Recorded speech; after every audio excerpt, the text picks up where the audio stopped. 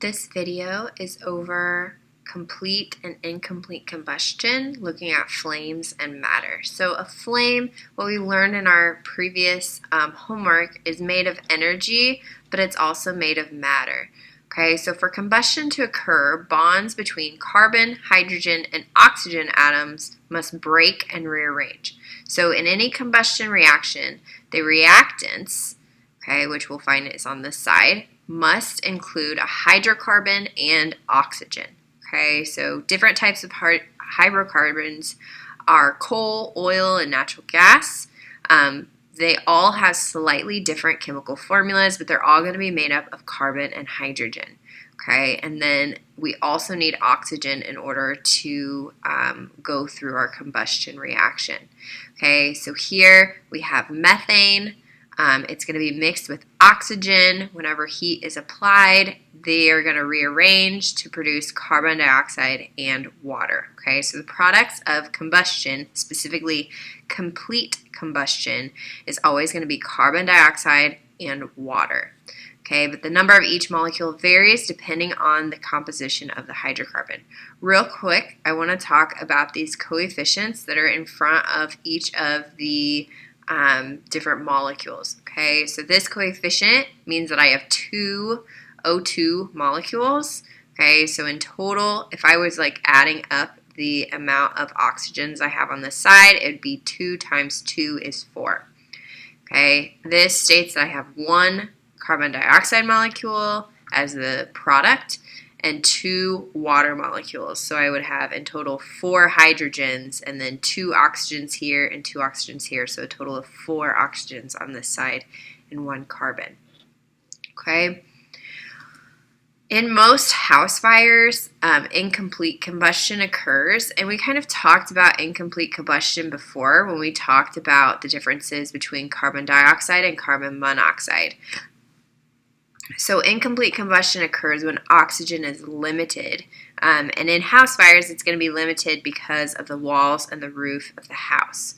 Okay, a lot of times what will happen is in fires, if the windows are broken out, more oxygen is able to get to the fire, and then we'd have complete combustion. But generally, if the fire is just starting, there's going to be limited amount of oxygen that's going to be available to the flame, and that causes incomplete combustion. So in incomplete combustion, the flame burns orange, and a dark smoke appears from the carbon soot.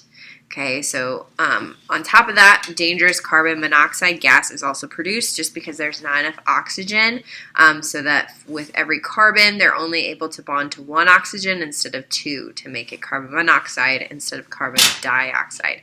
So here we have a photo of a house fire, and you can see that the flame is very orange, and it's producing a lot of black smoke. That is the result of the carbon being produced in the incomplete combustion. Okay, generally if we see a flame, like this flame here, its color is blue, and they're not going to have a bunch of smoke that is produced from the burning of the hydrocarbon.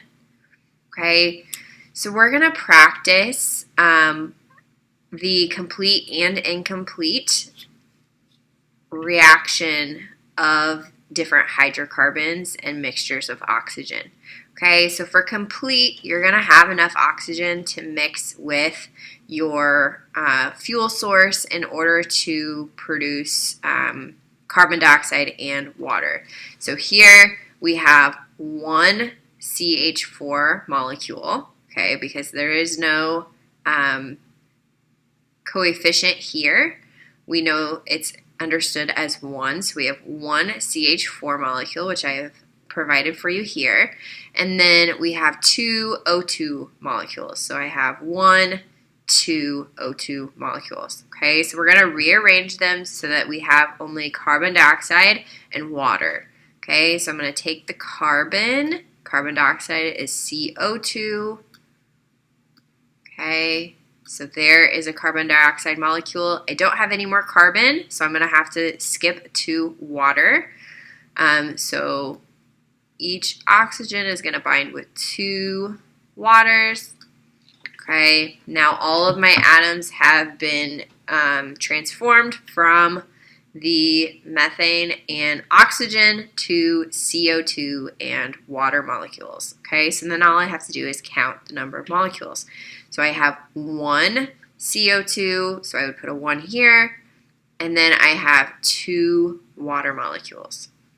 Okay, so in your practice problems that you have, I did provide slides for you guys so that you can move around the atoms in order to form the new molecules to kind of help you with those problems. Okay, I am going to skip on to incomplete. So with incomplete, remember, it's not going to be producing carbon dioxide. It's actually going to be producing carbon monoxide because there's not enough oxygen, and then also producing carbon, which we see as like that black smoke. Okay, so we're starting with 3 methane molecules, so 1, 2, and 3, and then 4 oxygen molecules, so 1, 2, 3, and 4.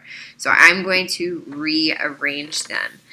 So I'm going to start with water, okay, because the hydrogens can only bond to oxygen, so I'm going to go ahead and bond those first. Okay, so this oxygen is going to bond to those 2. This one's going to bond to those 2 hydrogens. Okay, and I'm just going to drag all of these till all my hydrogens are basically used up. Okay, so all of my hydrogens have been bonded. I'm going to go ahead and move out my carbons so that I know that they're not actually part of those molecules anymore.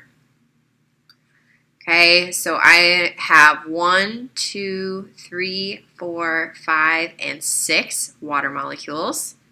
Okay, so I'm left with 3 carbons and 2 oxygens. So the next thing I can try to make is carbon monoxide. So for each carbon, there's going to be 1 oxygen. So I can make 2 of those.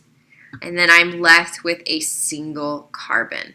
Okay, so when I'd be writing in the answer, I have 1 carbon molecule, I have 2 CO2 molecules, and then I had 6 water molecules.